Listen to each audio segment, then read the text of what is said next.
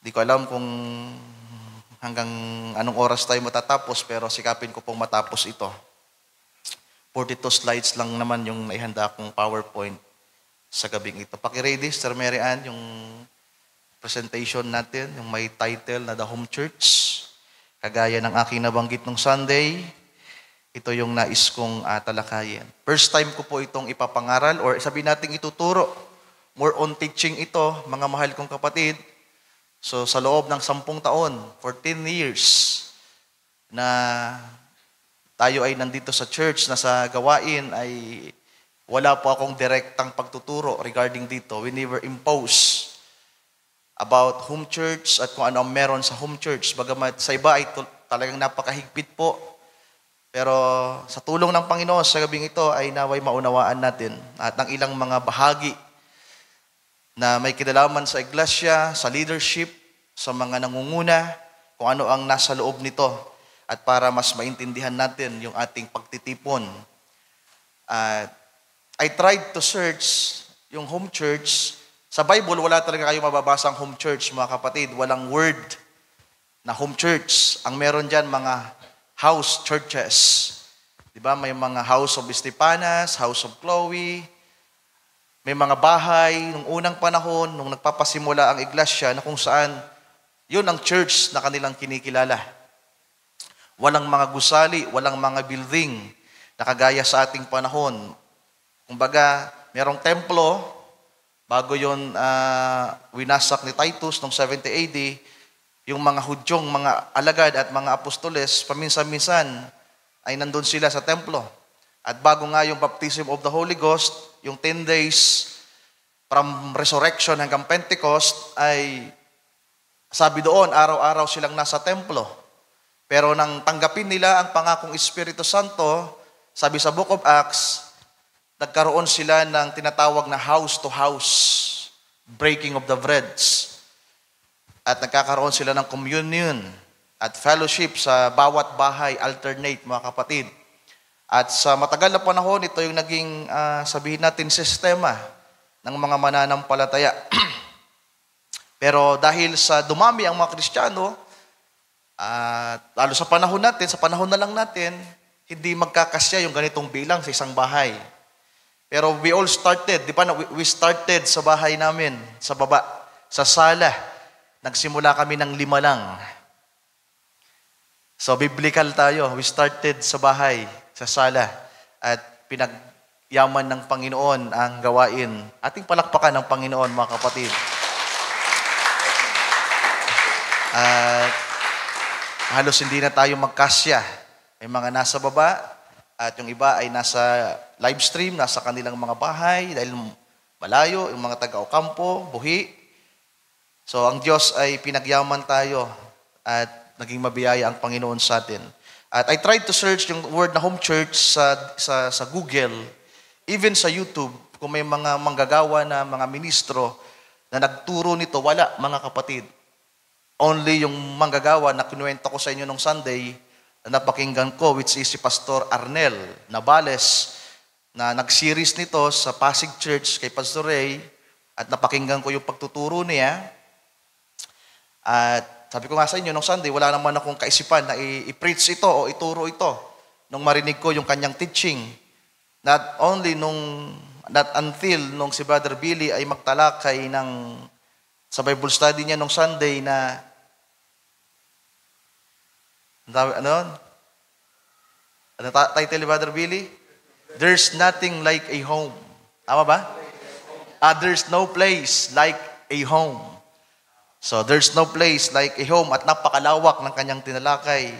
Tinalakay niya yung sa eternity, yung glorified body, at yung literal. At nabanggit niya ng maikli yung patungkol sa simbahan, which is, itong church ay tinatawag din natin itong home church. At ang salitang home church, mga kapatid, si Brother Branham ang nagbanggit nito. Mamaya babasahin natin ang ilang mga pahayag niya. So, magsimula tayo sa scripture.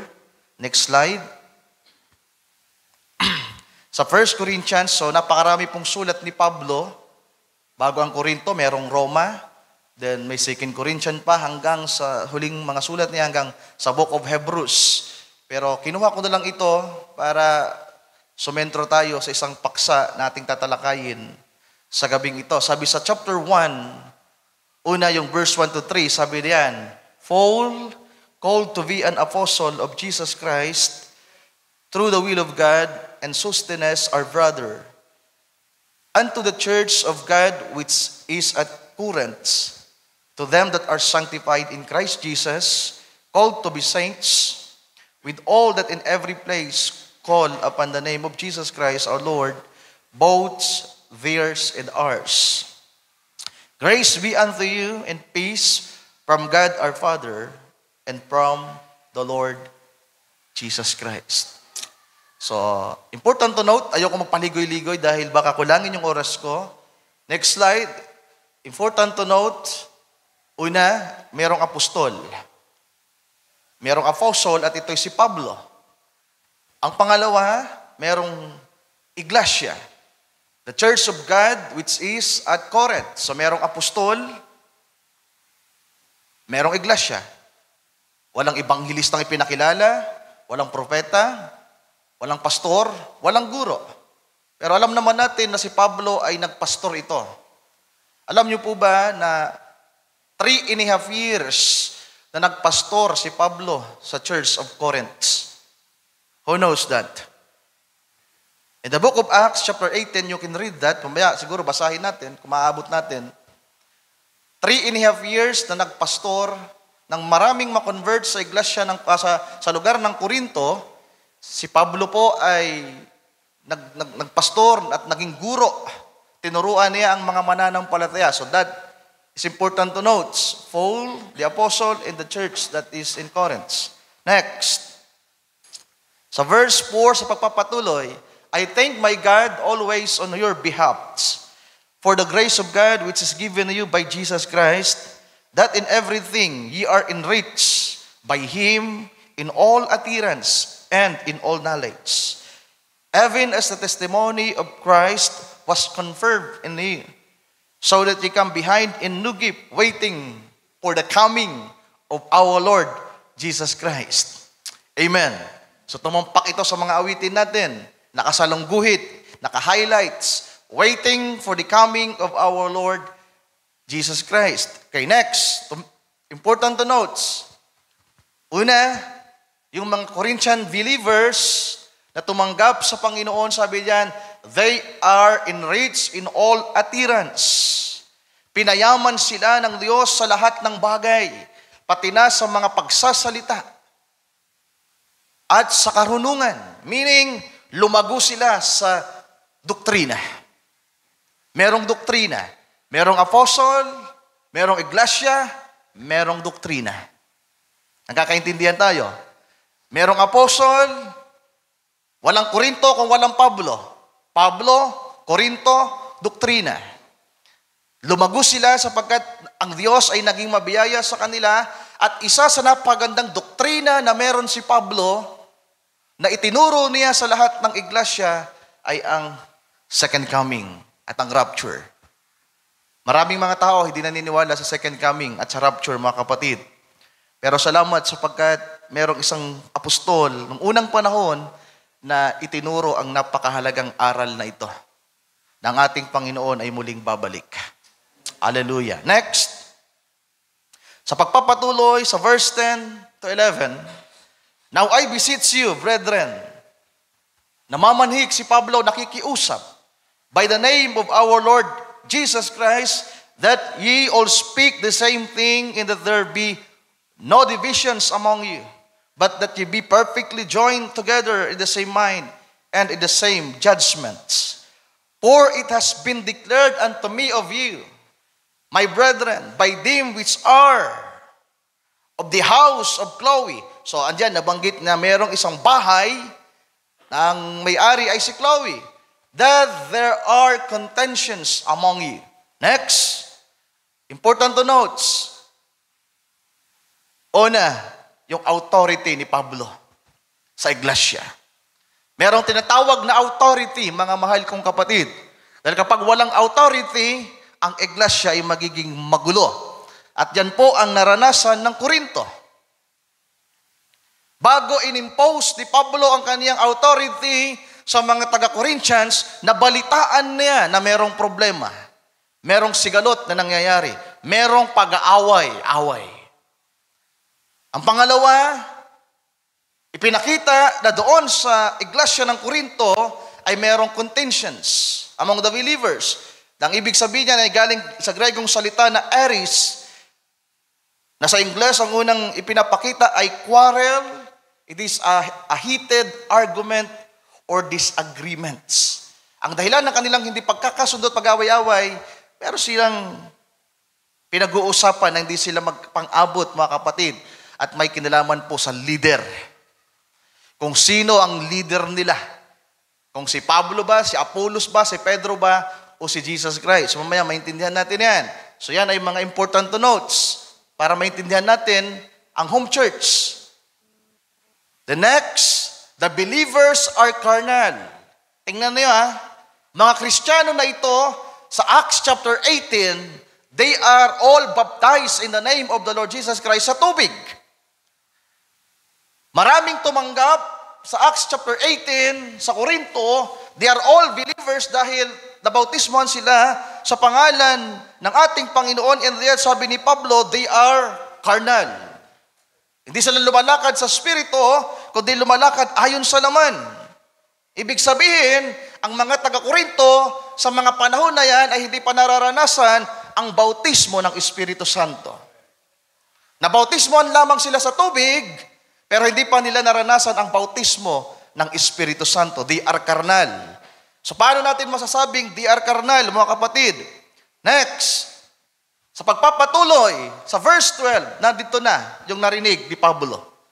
Yung nabalitaan niya, nakaguluhan ay nandito. Sabi niya, now this I say, sinasabi ko sa inyo, nang ilan sa inyo ay nagsisipagsabi, I am of Paul. Sabi naman ng iba, I of Apollos. Sabi naman ng iba, I of Cephas. So itong si Cephas, si Pedro ito, mga kapatid. Pangalan din niya ito. Si Cephas ay si Apostol Pedro. And I of Christ. Sabi sa verse 13, is Christ divided? Nahati ba si Jesus? Was Paul crucified for you? Napako ba si Pablo para sa inyo? Or were ye baptized in the name of Paul? Yan ang tanong ni Pablo sa mga karnal na believers. Sa chapter 3, verse 1. Next slide. Sabi sa verse 1, and I, brethren, could not speak unto you as unto spiritual, but as unto carnal, even as unto babes in Christ. So mga baptized ito, mga believers na ito, pero mga baby pa. Mga sanggol. Tinuturuan. Nagkakanya-kanya, nag-aaway-away, may iringan. Sabi ni Pablo, kayo ay mga bata pa. At sabi niya, I have filled you with milk. So naging feeder po si Apostol Pablo. Ibig sabihin, tinayuan niya ang pagiging pastor. Nung wala pang itinatalagang pastor sa Corinto, mga mahal kong kapatid, ang tumayong pastor ay si Pablo. At kahit si Pedro po, naging pastor si Pedro. Sabi diyan, in not with meats, hindi pa matitigas na salita ang ipinid sa kanila. For hitherto you were not able to bear it, neither yet now are ye able. For ye are yet carnal. So see? Mga believers na ito, pero lumalakad pa ayon sa laman. Bakit? Sabi ni Pablo, for whereas there is among you envying in strife and divisions, are ye not carnal? And walk as men. Not walk in the Spirit. Not live in the Spirit. Kundi walk as men. Walk as Gentiles. Tuloy natin muna. Pag nag-adlib ako ng marami, ubos yung oras natin. Susundan ko na lang yung PowerPoint natin. Sa pagpapatuloy, sa verse 4, nirecall ulit ni Pablo yung nandun sa chapter 1, mga kapatid. Verse 4.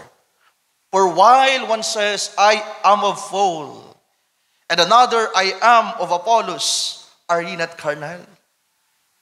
Kamahirap po pag namimili tayo ng manggagawa dito. Kapag hindi natin naintindihan ang leadership, mga kapatid, there is something wrong. Napakahalaga na meron tayong makilalang mga manggagawa. Ayon sa sukat at pagkatawag na tinawag ng Diyos sa kanila at ang kanilang ginagampanan. Kapag hindi nyo na-irespeto ang mga manggagawa, you are not stable. Anumang oras na gusto nyong umalis at lumipat ng simbahan, gagawin niyo. Pero kapag stable tayo at malinaw sa atin ang mga bagay na ito, tutulungan tayo ng Diyos. Hallelujah. Sabi sa verse 5, who then is Paul? And who is Apollos? But ministers by whom ye believed, even as the Lord gave to every man. So parehas sila ministro. Ang pagkatawag ni Apollos ay, sino nakakalam? Kung nalala niyo pa yung fivefold na pagtuturo natin, ano yung ministry ni Apollos? Great teacher, guru siya, mga kapatid. Pero hindi siya basta-bastang guro. Talagang napakahusay niyang guro. At napansin niyo ni Priscilla at ni Aquila. At si Priscilla at Aquila ang umakay kay Apollos, mga kapatid. At isa yan sa huling binanggit ni Pablo sa 1 Corinthians chapter 16 nang binabati na niya ang mga mananampalataya. Nirecognize niya si Aquila at si Priscilla. Mag-asawa po yan sila. Sa pagpapatuloy sa verse 6, I have planted. So si Pablo ang nagtanim, nagfounds, nagpasimula, Apollos watered, but God gave the increase. Amen. Yun ang maganda. Ang Diyos ang nagpapalago. So then neither is he that planteth anything, neither he that watereth, but God that gives the increase. Amen. Sa pagpapatuloy in verse 8, now he that planteth and he that watereth are one. And every man shall receive his own reward according to his own labor. So si Pablo tatanggap ng reward sa Panginoon, si Apollos tatanggap ng reward kung paano nilang ginagawa ang kalooban ng Diyos. Ang sabi pa niya sa verse 9, for we are laborers together with God. Parehas kami manggagawa. Ako at si Apollos ay parehas kami manggagawa. And they are God's husbandry, ye are God's building.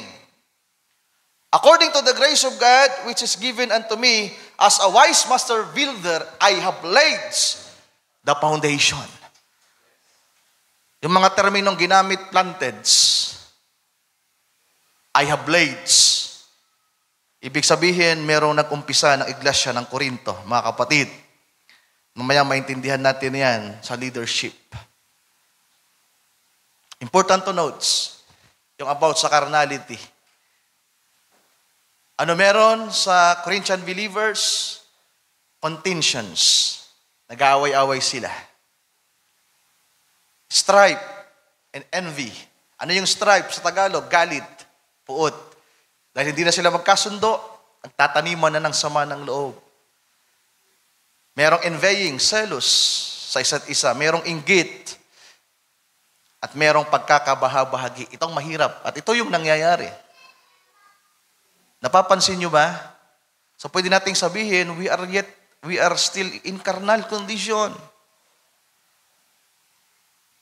May mga pagkakabahabahagi pa, mga kapatid. May mga sigalot pa sa bawat iglesia, may pagkakanya-kanya. Lahat nagsasabing sila ay tama. Walang magsasabi na mali kami, tama kayo. Lahat ay nagpapahayag na tayo ang tama, even us. Hindi natin sasabihin na mali tayo. Kaya, ang mga mananampalataya ay nasa pagkakabahabahagi pa, mga kapatid. So, titingnan natin kung bakit may ganyang suliranin sa iglesia ng Korinto. Next. Ang problema, meron na pala tayong Ang problema, mga mahal kong kapatid, ay ang leadership. Ito yung sabihin natin na hindi agad na unawaan at nakita ng mga mananampalataya sa lugar ng Korinto. Sapagkat ang iglesia ng Korinto ay kasisilang pa lang. Unang sulat ni Pablo sa mga taga-Korinto, natutuwa siya na ang mga taga-Korinto ay pinalago ng Panginoong Diyos. So nagpapasimula pa lang sila, at hindi pa masyadong malinaw ang leadership, kaya nagkaroon ng pag-aaway-away. Important to note. Kaya may division, kaya merong mga pag-aaway-away, merong envying, merong strife, dahil sa kinikilalang leader. Yan po ang nangyayari, mga kapatid. Dahil sa mga leader at nagpapakilalang mga leader, o sabihin pa natin, mga gustong maging leader. Nagkakaroon ng problema sa iglesia kapag merong gustong maging leader na hindi naman tinawag ng Diyos. Isa yan sa suliranin ng mga iglesia. Kapag pipili na ng magiging leader, nahati sila. At naging saksi tayo sa mga sigalot na yan. O kaya naman meron ng leader, pero ayaw nila ng leader. At yung iba naman gusto. At ito yung naranasan ng Corinthians Church. Kaya merong pag-aaway-away, may pagtatalo, pagkakabahabahagi dahil yung iba, mas pabor sila kay Pablo. Yung iba naman ay mas pabor kay Apollo. Kibuloy. Andun sila. Hinahantik na si Kibuloy ngayon. No, hindi siya Apollo, Kibuloy ito. Si Apollos ito. Yung iba naman ay kay Pedro. At yung iba, wala silang apostol. Si Kristo lang ang aming susundin. At maraming mga ganyan. Naniniwala daw sila sa Panginoon pero walang kinikilalang leader o elder. At kinakailangang ma-establish ang leadership, mga mahal kong kapatid. Amen. Para maayos ang problema at maging maayos ang iglesia at ang kalagayan ng mga mananampalataya, kinakailangang merong maayos na leadership. At kinakailangang mapag-unawa natin ito at mapagkilala. At tulungan nawa tayo ng Panginoon sa bahaging ito, mga kapatid. The church and the leadership.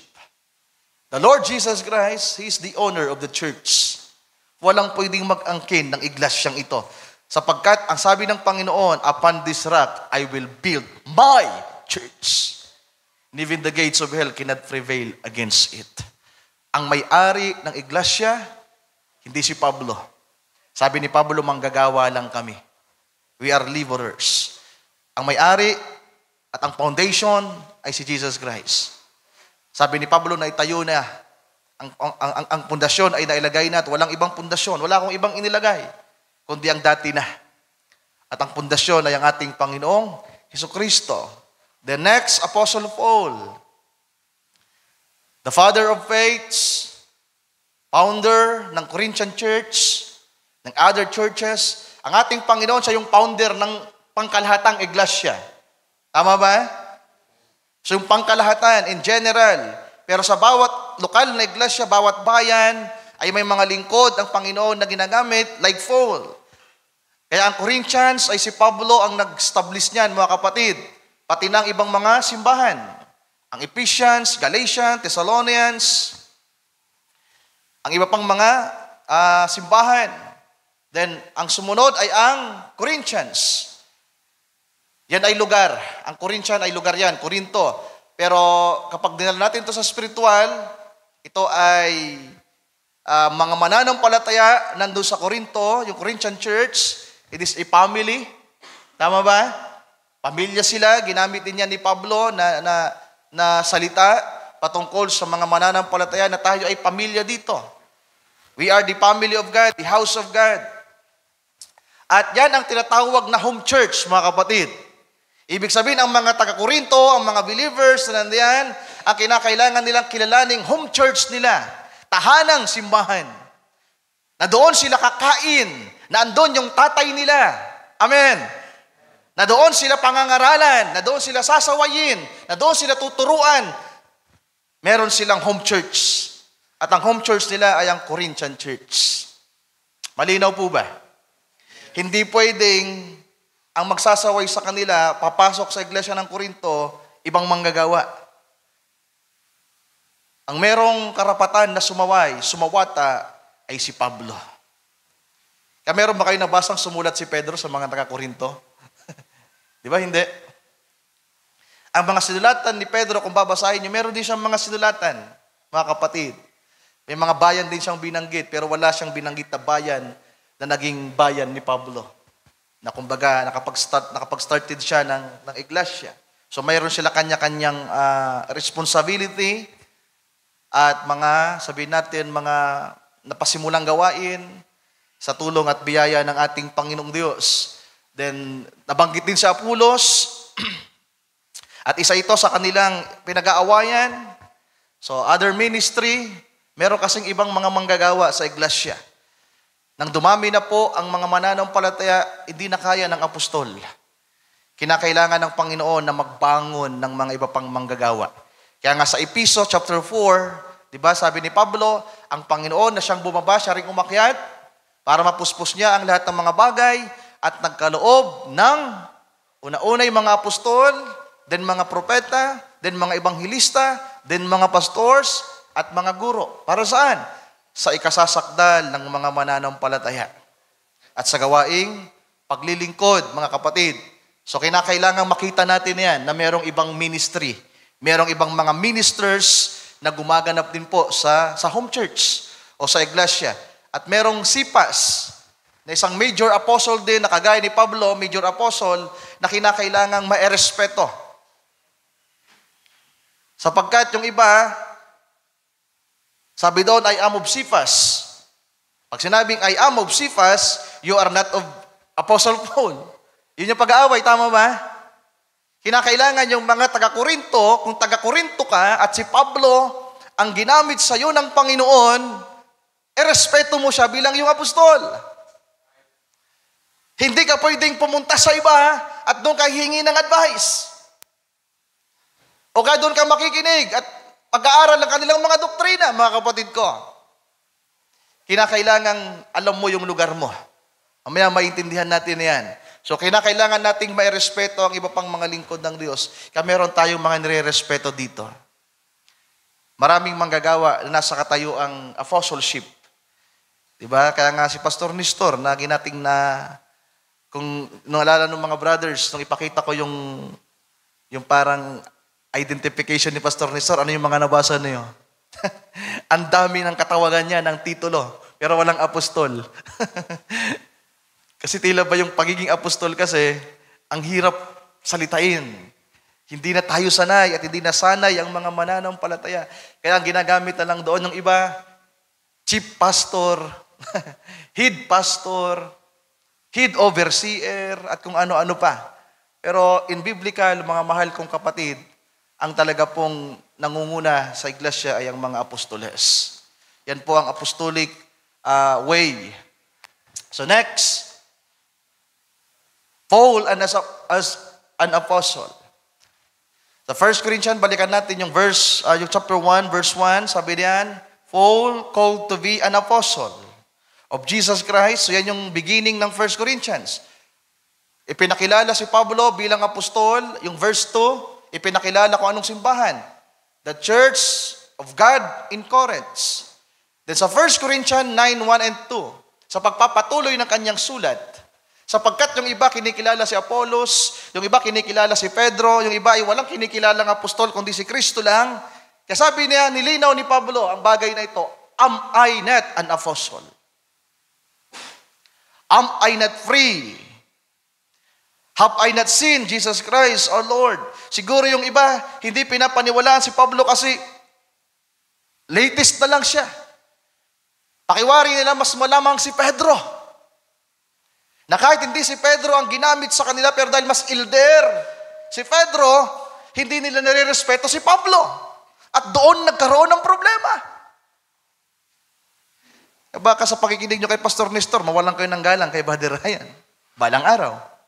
Sa pakikinig nyo kay Pastor Ray, sa pakikinig nyo kay Pastor John Esguerra, sa pakikinig nyo pa sa ibang mga manggagawa.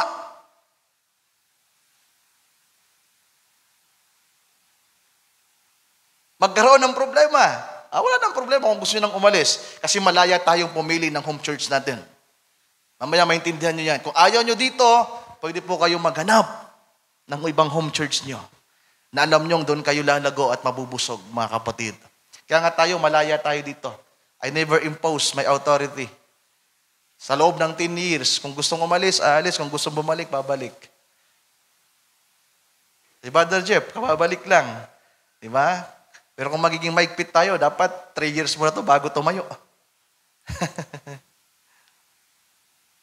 Sa maraming panahon, di natin siya nakasama, pero ang Diyos ay mabiyaya. At tayo naman ay maunawain, mga kapatid. Have I not seen Jesus Christ our Lord? So sabi niya, hindi ko ba nakita ang Panginoon? Alam naman natin na mayroong karanasan si Pablo, nakita niya ang Panginoon. Meron siyang testimony, papuntang Damasco. Are not ye my work in the Lord? Sito na, ini-impose na niya. Hindi ba kayo ay mga gawa ko sa Panginoon? If I be not an apostle unto others, yet doubtless I am to you, to the Corinthian believers. Kung sa iba ay hindi ako kinikilalang apostol, sa inyo man lang sana, kayong lahat. For the seal of mine apostleship are ye in the Lord. So, ngayon ay nililinaw na ni Pablo ang leadership, mga kapatid. Next, basahin natin ang Acts chapter 18, verse 8 to 11. Tingnan niyo, nabanggit ko to kanina. Dito po nagpasimula ang Corinthian church, mga kapatid. And Crispus, the chief ruler of the synagogue, believed on the Lord with all his house. And many of the Corinthians, hearing, believed, and were baptized. Eh di ba sabi ko, baptize po ang mga Corinthian believers. And they are carnal. Nagpasimula yan sa Acts 18. Yung mga nakapakinig ay nagpabautismo. Then speak the Lord to fall in the nights by a vision. Be not afraid, but speak and hold not thy peace.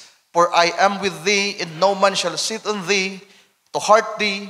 For I have much people in this city. Sa Corinthians. Anong meron sa verse 11? And he continued there a year and 6 months, teaching the word of God among them. So anong ginawa ni Pablo, mga mahal kong kapatid? Nagturo sa mga mananampalataya. So yan ang ginampanan ni Pablo na ang iglesia ng Korinto ay magpasimula. The next, sa verse 18 to 23, sabi diyan, and fall after this, tarried there yet a good while, and then took his leave of the brethren and sailed thence into Syria. So makalipas ang ilang panahon, si Pablo po ay umalis sa Episo. At pumunta siya ng Syria. And he came to Ephesus. So pumunta siya sa Episo. Kaya meron din pong iglesia ng Episo. When they desired him to tarry longer time with them, he consisted not. Na ang mga mananampalataya sa Episo ay ayaw pa siyang paalisin, hindi siya pumayag. But bade them farewell, saying, I will return again unto you, if God will, and he sailed from Ephesus. Umalis siya sa Episo, ang sumunod niyang pinuntahan ay ang Caesarea. And when he had landed at Caesarea, and gone up, and saluted the church, he went down to Antioch. May church din po sa Caesarea. Diba? Anong church ang meron sa Caesarea? Kung di ako nagkakamali, ang Galacia ay nasa Caesarea, mga mahal kong kapatid. So, di ako sigurado, parang sa pagkakatanda ko lang, ang Caesarea ay parang probinsya, at ang Galacia, ang city of Galicia ay bahagi ng Caesarea. Pwede ako magkamali? So, huwag niyong pansinin na lang yan. Ang mahalaga, may mga lugar siyang pinuntahan. At pagkatapos, pumunta naman siya sa Antioch. Then sa verse 23, and after he had spent some time there, so nagtagal na naman si Pablo sa Antioch. Then umalis siya, he departed, and went over all the country of Galatia. Ay, iba pala. Andito pala. Iba yung sa Caesarea, sa Galatia. Over all the country of Galatia. Inikot niya, pinuntahan niya, and freed siya in order, sa Tagalog, ayon sa pagkakasunod-sunod. So merong itinerary si Pablo kung saan siya mga pupuntang simbahan. Ano yung kanyang layunin, mga mahal kong kapatid? To strengthen the disciples. So dahil marami siyang na-establish na simbahan, hindi na makapagpermi si Pablo sa isang church lamang. Kinakailangan niyang mag-travel at dalawin ang mga mananampalataya sa mga lugar na kanyang na-establish. Malinaw po ba? Yan po ang biblikal, mga kapatid. Kaya kung titingnan niyo yung panahon natin, iba na talaga. Ibang-iba. Napakalayo. Ayokong dalhin yung fivefold dito. Meron tayong topic about fivefold, pero related ka din sa fivefold eh.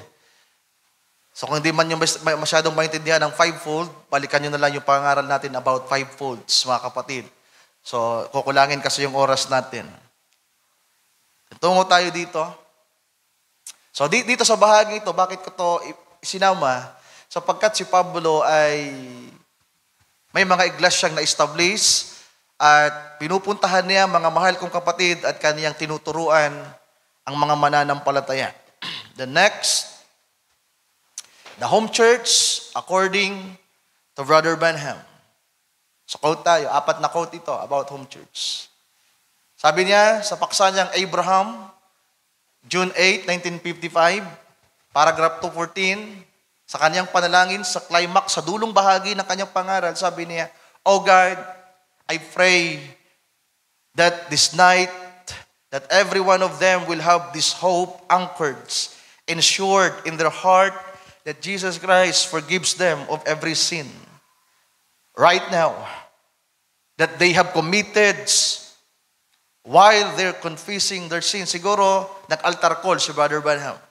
Tapos na yung preaching, nangaral siya sa isang malaking event, then may mga Kristiyano, may mga mananampalatayang galing sa iba't ibang denominations, galing sa ibang mga, sabi natin, ibang mga organisasyon, mga kapatid. Then ngayon, nakapakinig ng pangaral sa propeta, then nag-altar call siya, may mga pumunta sa harap, at ipinagpipray niya ngayon, na nagpapahayag ngayon ng kanilang mga kasalanan. Sana, sabi niya, sana po, O Diyos, ang mga taong ito sa gabing ito, lahat sila ay magkaroon ng pag-asa na nakasalig ng kanilang katiyakan sa kanilang puso ay ikaw, Panginoon, na nagpapatawad ng kanilang mga kasalanan. Pero ang pinakamahalagang bahagi dito, sabi niya, Lord, may they find a real good church home. Baliktad lang, hindi home church. Church home.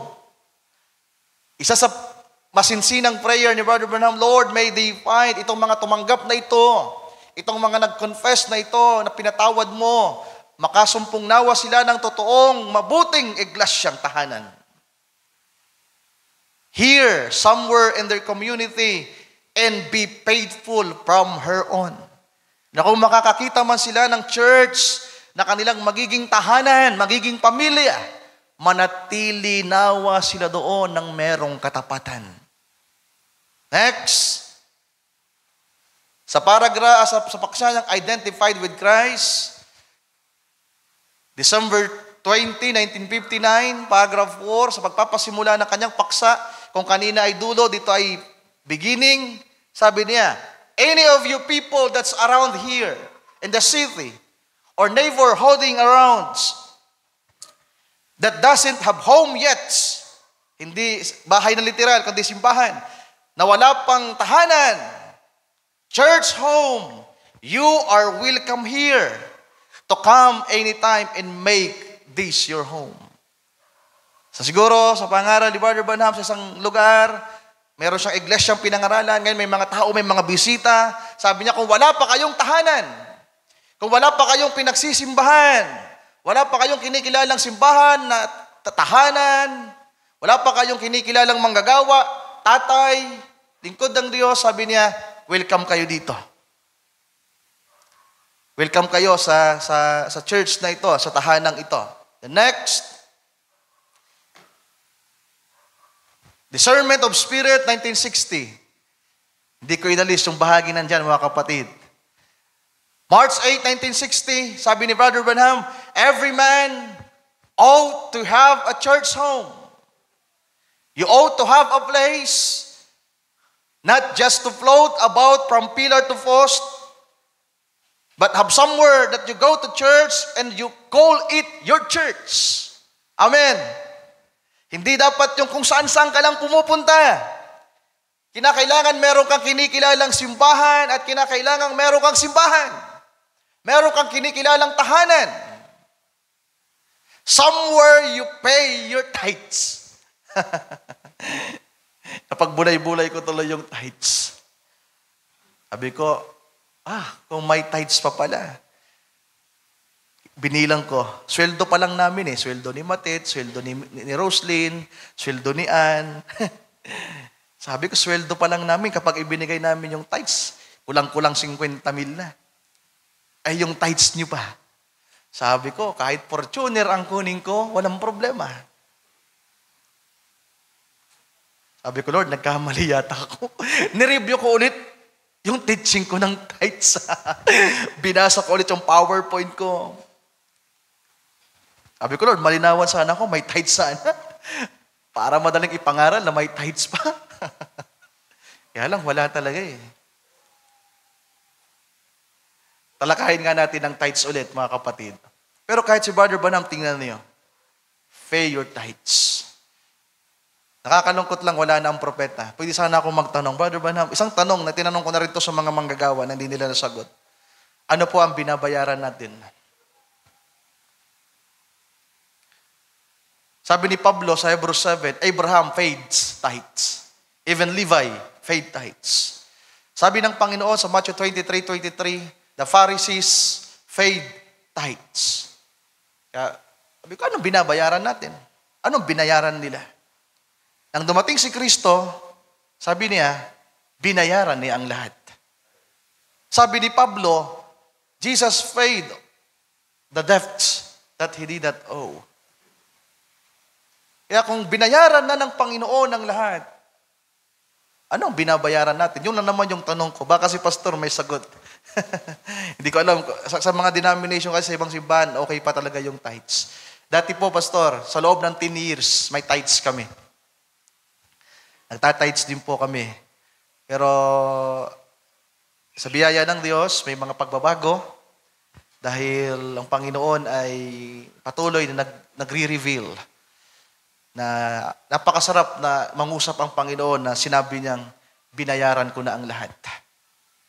So siguro pagsiringan natin yan sa mga susunod na panahon. So sabi dito, somewhere that you help support the cause. So andyan yung giving. Andyan yung pledges, mga kapatid. Kaya yung ginagawa nating pledges, yung contribution, nakagaya ng itinuro ni Pablo, na merong mga pagsimpan, may pakikibahagi, merong ambagan, at merong giving, yan yon.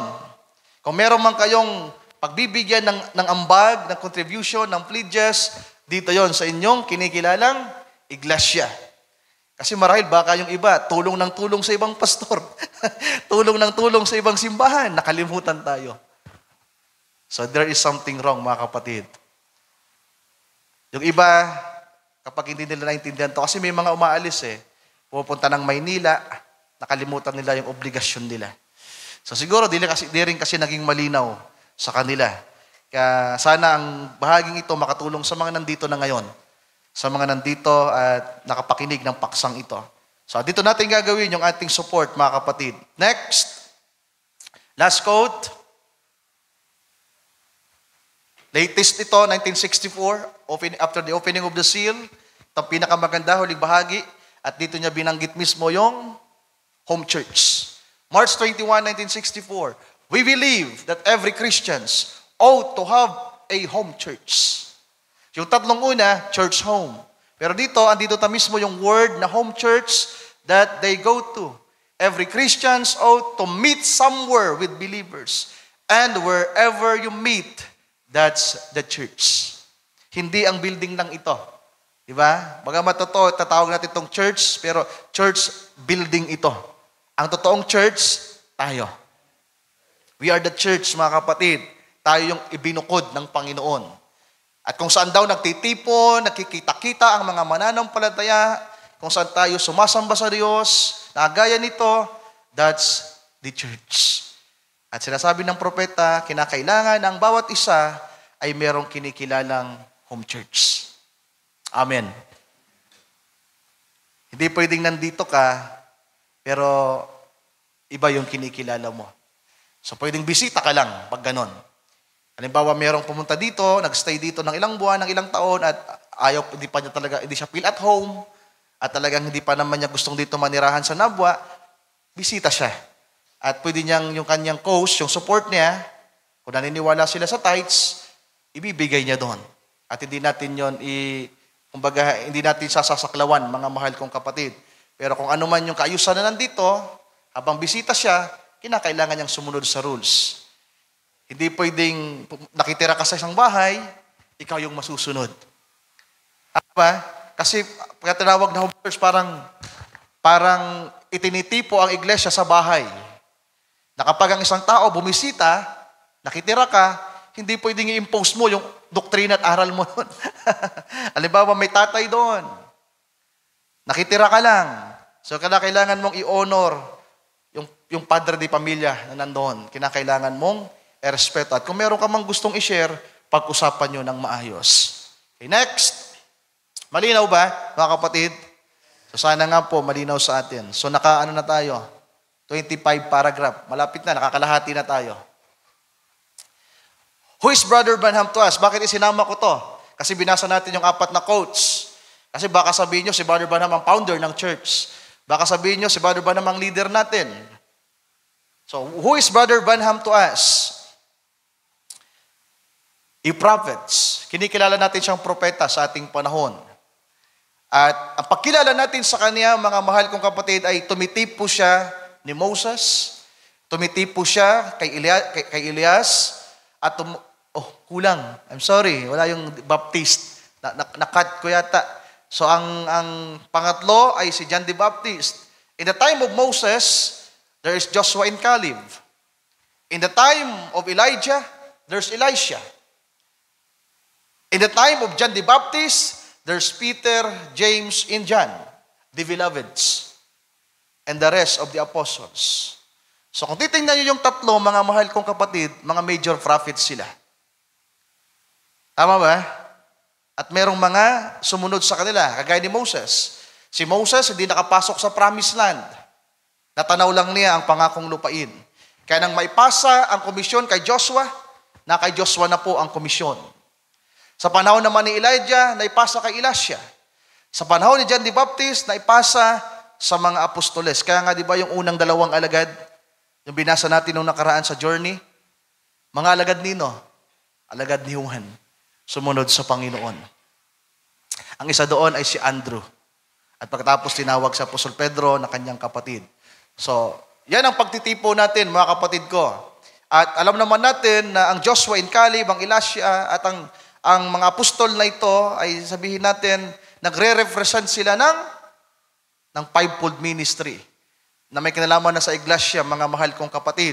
So si John, si Moses, at si Elias ay they are the major prophet, at si Brother Branham ay itinitipo natin diyan. Then, sa Church Ages book, sabi dito, now this messenger of Malachi 4 and Revelation 10:7 is going to do 2 things. 1, according to Malachi 4, he will turn the hearts of the children to the fathers. 2, he will reveal the mysteries of the 7 thunders and Revelation chapter 10, which are the revelation contained in the 7 seals. So naging malinaw na to sa atin. Nung tinalakay natin yung 7th seal, yung 7 seals, nilinaw na natin to, mga kapatid. At sabi pa dito, this prophet messenger will be in his nature and manners as were Elijah and John the Baptist. Kung titingnan nyo, kung ang titingnan na lang natin si Juan Bautista, mga mahal kong kapatid, si Juan Bautista nag-forerun. Ipinura niya ang first coming ng ating Panginoon. At ang commission naman kay Brother Branham noong 1933 to forerun the second coming. Kaya wala pong masyadong sabihin natin kung pag-uusapan na ang fivefold ministry, ang pagtuturo sa iglesia, mga mahal kong kapatid, hindi ibinigay ng Diyos kay Brother Branham. Ang pinaka-ministry ng prophet, dalawa, ito. Restoration of the faiths, ibinalik tayo. At revealing of the Son of Man, pagpapakilala muli sa ating Panginoon. Amen. So nilinaw natin to sa pagtatalakay natin nung nakaraan. So pag pinag-usapan na ang pagtuturo, mga mahal kong kapatid, lalong-lalo pag pinag-usapan ang doktrina, ibinigay ito ng Panginoon sa fivefold ministry. Unang-una na sa mga apostoles na ito ay ginawa na ng Panginoon sa pagpapasimula ng iglesia nang mawala si Juan Bautista. Ang naging mga tagapagturo, tagapangaral ng mga mananampalataya ay mga apostoles. Amen. At nang dumami ang mga mananampalataya, nang dumami ang iglesia, si Pablo, sabi niya, si Pablo ang nagsabi, kinakailangan mag-ordain ng mga pastor. At kinakailangan pumili ng mga manggagawa na magiging katuwang nila. Kaya nandyan ang fivefold ministry, mga kapatid. Kasama na yung mga diakono at iba pang gumaganap. So, dinaanan natin to para hindi natin ma-sit aside o mag-isintabi si Brother Branham o kaya baka mag-isip tayo na baka si Brother Branham ang founder. O kaya naman ay, kasi pwede sabihin, sa church ng Nabwa, sino ang founder? Si Brother Branham. Anong ginawa ni Brother Branham dito? Diba? Well, may bahagi si Brother Branham sa atin. Salamat sa kanya. Tama ba? Si John the Baptist wala nang bahagi sa Corinto. Sa Galacia. Pero naging bahagi si John the Baptist para makilala ni Pablo si Jesus Christ. Pero ang talagang nagpakilala na kay Pablo kung sino si Jesus Christ ay ang ating Panginoon mismo. Bagamat si Pablo ay nabuhay ng ayon sa kautusan at talagang ipinaglalaban niya ang kautusan, pero dumating ang araw na ang Panginoon ay nagpakilala sa kanya, mga kapatid. So tayo magpapatuloy. Important to note about home church. Andito na ang mga notes. Marami ito, 10 lang po yung nailista ko, mga kapatid. Important to note about home church or about the home church. Unang dalawa. Ang home church ay lugar kung saan nagfe-fellowship ang kalipunan ng mga mananampalataya. Tama ba? Yan ang sinasabi ng scripture at sinabi ng propeta, ang tinatawag na home church ay lugar kung saan ang mga mananampalataya ay nagsasama-sama. To have fellowship. At kinakailangan may home church ka. So sino dito ang may home church na? Taas ang kamay. Amen. Pwede ba nating palakpakan ng Panginoon, mga kapatid? Kailangang may irerespeto ka at kikilalanin na leader at ama sa pananampalataya. Meron ba tayong nakikilala? Si Brother Alex, kahit matanda na yan, andon yung respect namin sa isa't isa, mga kapatid. Bagamat mas matanda si Brother Alex, dati pa, nung nagpapasimula kami, ako yung ipinapakilala niyan na leader. Mas matanda yan sa akin, dapat siya yung leader natin. Pero ang Diyos ay mabiyaya sa atin, mga kapatid. Nagkakatulungan ang mga manggagawa. At kinakailangan meron tayong makikilalang ama sa pananampalataya at tagapanguna sa atin. Pangatlo, ang gumagawa at nagpapatupad ng mga church order ay ang mga apostol. Ang dami niyan. Naglagay sana ako ng mga verses sa Corinto, napakarami, sa Galacia, hindi ko na po isinama. Kasi napag-aralan na natin na yan, mga kapatid. Sa fivefold, kung naalala nyo, yung pag-aaral natin sa fivefold ministry, andon lahat ng kanilang mga ginagampanan. Ang pangkalahatang pangangasiwa ay nasa mga apostol. Pangkalahatang pangangasiwa. Sa home church, bawat manggagawa ay may kanya-kanyang responsibility o responsibilidad. Andyan na yung fivefolds. Unang-una yung mga fivefold nakasama sa mga manggagawa. Then yung iba pa, sa panahon natin, may mga tugtugan na, may song leader na, may MC na. Dati wala naman yan siguro. Wala tayong nakilalang song leader sa panahon ni Pablo. Sila mismo ang kumakanta. Si Pablo kumakanta, si Silas kumakanta, sila yung mga song leader. Pero sa panahon natin, nagkaroon ng sabihin natin, ng progression, ang programa ng Panginoon sa iglesia, meron ng mga kagaya ng ginagawa natin. So, bawat isa ay may kanya-kanyang responsibility, mga kapatid. Kasi sana alam natin yung responsibility natin sa church. Amen. Meron tayong gampanin. Sa yung home church, kailangang may respeto ang iba pang mga manggagawa. Ayon sa pagkatawag na itinawag sa kanila at sa sukat na ipinagkaloob sa kanila ng Panginoon. So, para walang away, walang gulo. Ito yung problema ng Korinto. Nag-aaway-away sila dahil kay Pablo, kay Apollos, kay Sipas, at sa ating Panginoong Jesucristo. Dapat makita natin yung pagkatawag nila. Amen. Kinakailangan maging matured enough tayo to discern, to learn, na makita, mga kapatid, ang Ang pagkatawag na ito na itinawag ng Panginoon sa kanila. At itinuturo naman sa atin to. Ang fivefold ministry ay naituro na sa atin. Kung nakalimutan natin, i-review natin. Para hindi tayo maguluhan, mga kapatid. The next, sa iyong home church ka makikinig ng mga pagtuturo, lalo-lalo na pagdoktrina. Hindi pwedeng sa ibang simbahan ka natututo. Isusubol kita doon.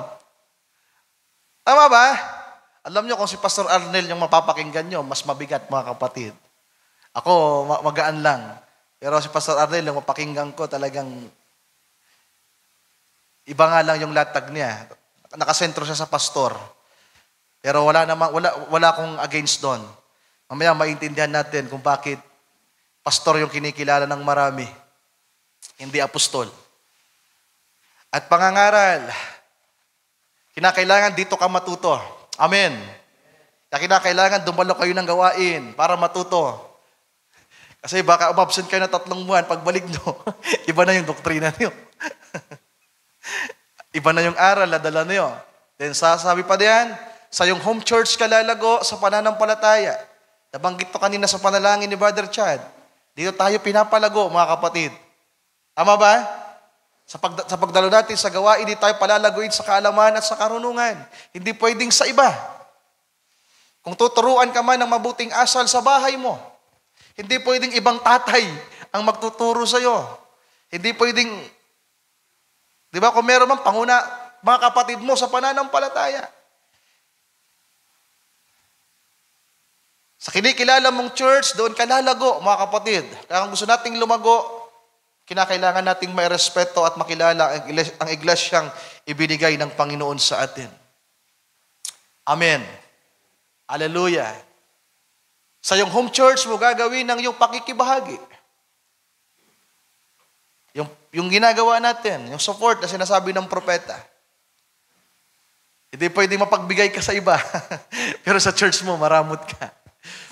Mapagbigay ka sa ibang manggagawa, pero sa mga manggagawa dito, hindi ka nagbibigay. Minsan napagbubulay ko yan, nakalimutan nyo yung 3 uri ng pagbibigay. Yung Philippians chapter 3, nasabi ni Pablo, hinihingi ko ito sa inyo bilang regalo, gifts. Hindi dahil nangangailangan ako, kundi para lalo kayong maging mabungahin. Iilan-ilan lamang yung gumagawa noon, pagpalain kayo ng Panginoong Diyos. Ano nga yung 3? Kanina ibinibigay yung 3? Una sa mga manggagawa na napupusuan niyo, na mahal ninyo, at sa mga kapatid na nasa pangangailangan. Minsan kasi, siguro ayaw na nilang mag-love gift kay Brother Ryan kasi may pera naman yan. Kung alam nyo lang. Di ba? Yung iba nagbibigay dati, ngayon hindi na. Kasi iniisip nila, may trabaho naman si Kuya Ryan, malaki naman yung sweldo. Ang dami naman nating binabayaran, mga kapatid. Ang dami nating inaareglo. Ang dami nating, ang tawag doon, yung pinupunan. Madiskarte lang tayo, kaya, pero pag malaman nyo talaga yung behind the story, mamahalin nyo kami, lalo ako, na gustong maging malaya. Tulungan natin ng bawat isa. Amen. So kung meron kayong pakikibahaginan, ang iglesyang nandito, at ang mga manggagawa na nandito, at ang mga kapatiran na nandito. Then another thing, sa iyong home church ka magpapahayag ng mga problema mo o anumang kaganapan sa buhay mo. Hindi pwedeng mas nauna nakaalam yung iba. Inaayos na yung problema mo. Alam mo, totoo to, nung nakaraan mga kapatid, isa ito sa hinarap ko. Buti na lang merong nagmalasakit na nakipag-usap sa akin. Binaypas tayo. Pero salamat na lang doon sa manggagawa na close sa atin at may tiwala sa atin, mga kapatid, na ang advice niya doon sa sister, sister na banggit babae, sa sister na may problema na kay Brother Ryan ka humingi ng tulong. Doon mo sabihin ang mga problema mo. So kung meron tayong mga problemang pinagdaraanan, kahit man yan achievement, baka mas nauna nang nagdiwang yung iba. Kinongratulate ka na. Tapos yung iglesyang kinabibilangan mo at yung manggagawa na nag-pray sa'yo, hindi man lang nakaalam. Kaya ano mang nangyayari sa buhay natin, mga mahal kong kapatid, lalong-lalo sa mga suliranin, ang dapat unang nakakaalam ay ang pamilya. ang tahanang kinabibilangan mo, ang tatay mo, ang mga kapatid mo. Amen. Hindi yan pwedeng lumabas.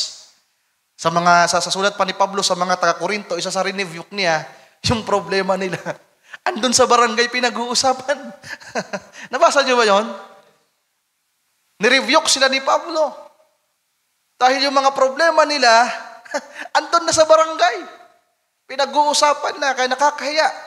Kasabi ni Pablo, kung merong mga sigalot sa iglesia, dapat ayusin. Amen. Kaya kung meron kayong mga problema, mga kapatid, ang una nyong dapat nalapitan, ang inyong iglesia, ang inyong ama sa pananampalataya. So yan lang yung 10. Bahala na po kayong magdagdag, marami pa yan, pero yan lang yung inilista ko 10 mahalagang bagay. Pero sana po sapat na yon para maintindihan natin kung ano yung home church. Then next, 1 Corinthians chapter 4, verse 14 to 17, sabi ni Pablo, ito niya, nilinaw niya yung mga pagsulat niya. Bago yan, nag-review pa siya diyan, mga kapatid. Sabi niya, I write not these things to shame you. Isinusulat ko ang mga bagay na ito hindi upang hiyain kayo, but as my beloved sons, I warn you. So anong pagkilala ni Pablo sa mga Corinthian believers? Anak niya sa pananampalataya. Then kung ang mga ito ay anak niya sa pananampalataya, then mamaya binanggit na dyan na si Timothy anak pa niya. Ibig sabihin siya tatay. Sabi sa verse 15, for though ye have 10,000 instructors in Christ, kung marami mang mga guro, tagapangaral sa iglesia, yet have ye not many fathers, for in Christ Jesus I have begotten you through the gospel. Wherefore I beseech you. So ito ulit yung pag-impose ni Pablo, yung nakikiusap siya. Wherefore I beseech you, be ye followers of me. At minention pa niya sa mga unang talata, sabi niya, follow me as I follow Christ. Sundan ninyo ako habang sinusundan ko si Kristo. At sa panahon na tumalikod si Pablo kay Kristo, susunod pa ba tayo sa kanya? Siyempre hindi na. Napakalinaw ng sinabi niya, follow me as I follow Christ. At salamat na lang sapagkat hanggang sa huling hininga ni Pablo, naging masunurin siya kay Kristo. Pinugutan din po siya ng ulo, mga kapatid. Pinugutan si Pablo ng ulo sa Roma dahil sa Ebanghelyo. Dahil sa pangangaral at pagtuturo ng salita ng Diyos. Sabi sa verse 17, for this cause have I sent unto you Timotheus, who is my beloved son and faithful in the Lord, who shall bring you into remembrance of my ways, which be in Christ, as I teach everywhere and every church. So si Pablo ay guro din, mga mahal kong kapatid. Gagaya na sinabi ko sa inyo kanina, nagpasimula ang Korinto sa pagpapastor at pagtuturo ni Pablo. At ngayon, malayo si Pablo sa Korinto, nasa ibang lugar siya, sabi niya, isusugo ko sa inyo si Timothy. Si Evangelist Timothy. Pero di ba si Timothy nagpastor din? Sino nakakaalam? Di ba sa fivefold? Balikan niyo yung topic natin sa fivefold. Naging pastor din po si Timothy, mga kapatid. At later on, naging evangelista siya. The next, sa sulat pa ni Pablo sa Hebrews chapter 13, verse 7 and 17, remember them which have the rule over you, who have spoken unto you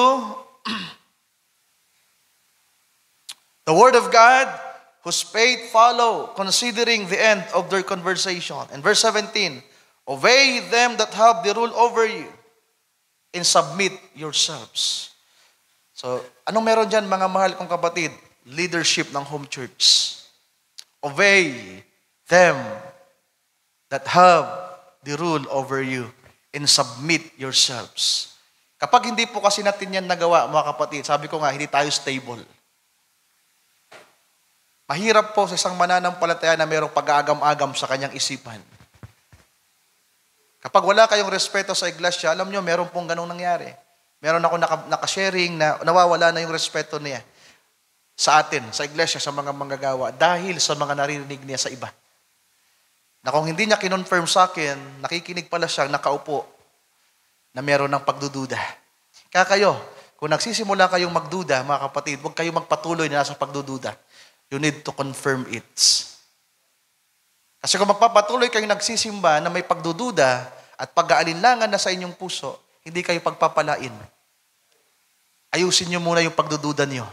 At kung mapatunayan yung tama yung pagdududa nyo, magpaalam na kayo. At sabihin nyo, hanap na ako ng ibang simbahan. You are free to go. Decision mo yan. Pero kung napatunayan mo naman na mali yung pagdududa mo, ibigay mo ang respeto at pagsunod. Amen. Next. 1 Timothy, sulat pa rin ni Pablo, 5:17, let the elders that rule well sa home church be counted worthy of double honor, especially they who labor in the words and doctrine. Si Pedro sumulat din about the elders. The elders which are among you I exhort, who am also an elder. So si Pedro ay elder, and a witness of the suffering of Christ, and also a partaker of the glory that shall be revealed. Feed the flock of God, the home church, which is among you, taking the oversight thereof, not by constraints, but willingly, not for filthy lucre, but of a ready minds. Amen. Then, tapusin natin to sa quote, mga kapatid. Sabi ni Pablo, siya ay elder. Sabi sa church order, na topic ni Brother Branham, 1958, October 7, and now the church of God is the house of judgment, and the pastor is the highest order in the church. I totally agree. Di ba? Ang ating titingnan dito ay yung line of thoughts ng prophet. The pastor is the highest order in the church. Dalawa yung pwedeng makita natin. Na kapag ang isang iglesia, lokal, ay merong itinalaga, aside sa mga asa sa apostoles, na nag-establish, ang pastor ang nasa high ranking. Na dapat sundin ng mga mananampalataya. Kaya nga sabi ni Pedro, obey them that rule over you. So may mga nangunguna sa inyo. Then sabi niya, the elder, like Apostle Peter bilang elder, sabi ni Pedro, I am also an elder. Kaya sabi ni Brother Branham, biglang may line of thought na siningit niya, the elder is the highest thing in the apostolic church. Sa Book of Acts. Nasundan niyo ba? The elder is the highest thing in the apostolic church outside of the Holy Spirit. Sino yung Holy Spirit? Si Jesus Christ. Ngayon, sino yung mga tinawag ng Panginoon bago pa magkaroon ng mga pastor, ng mga ebanghilista, propeta at mga guro? Mga apostoles. Kasabi ni Pedro, I am the elder. The elder is the highest thing in the apostolic church outside of the Holy Spirit. The Holy Spirit bring His message straight to the elder. And the elder gives it to the people. Kanino ibinigay ang mga doktrina ng direktahan, mga kapatid? Kay Pedro, kay Pablo. At kung ano yung tinanggap ng mga apostol, ito ang ipapahayag sa iglesia. Kaya ang nagbibigay ng church order sa apostolic church ay ang mga elder. At nilinaw na natin to, ang mga elders ay ang mga apostoles. Sila ang pinakauna. Ang tinatawag ng mga elders sa Book of Acts, mga apostol. Hindi po yung mga nasa fivefold lamang, mga kapatid. Bagamat elders din ang iba pang manggagawa, pwede natin sabihin, elder of the elders. Di ba? Pastor of the pastors. Kaya lang, mga title lang yon. Hindi yun mahalaga. Ang mahalaga yung ginagampanan natin. At pag-ibayuhin natin yon. Last quote, 1961, the Godhead explained, and I like that, see, because I believe it's apostolic. May pinapaniwalaan si Brother Branham about apostolic church. Then sabi niya, because the heads, the highest order in the church, sa isang lokal na iglesia, is the shepherd. We realize that, the pastor. Amen. Kaya kapag nawala na kami, meron kayong irerespeto. Kaya sana mag-rapture na. Ayoko namang mamatay na. Napakabata pa natin. Pero sana po alam nyo yung leadership, mga kapatid. Meron na tayo na talagang pastor dito. Kung ang mga manggagawa, ang mga kagaya namin ay umalis, lumayo. Dati, plano nating umalis, di tayo pinayagan. Pero yan po ang biblical, mga kapatid. Kung aalis man ng literal, ang sarap pumunta ng ibang lugar, mag-Canada, magtayo tayo ng iglesia doon, o kaya sa London. Iwanan na natin yun nandito, at least merong mangangasiwa. At sino yung highest order ngayon sa isang lokal na iglesia? Ang pastor. Pero every time ng apostol ay nandiyan, sa lahat ng pagsasaayos, pangunguna, ang pinakamataas na bagay, sabi ng prophet, the highest thing, not in order lamang, ang pinakamataas ay ang mga elder. Sana po malinaw sa atin, mga kapatid ko.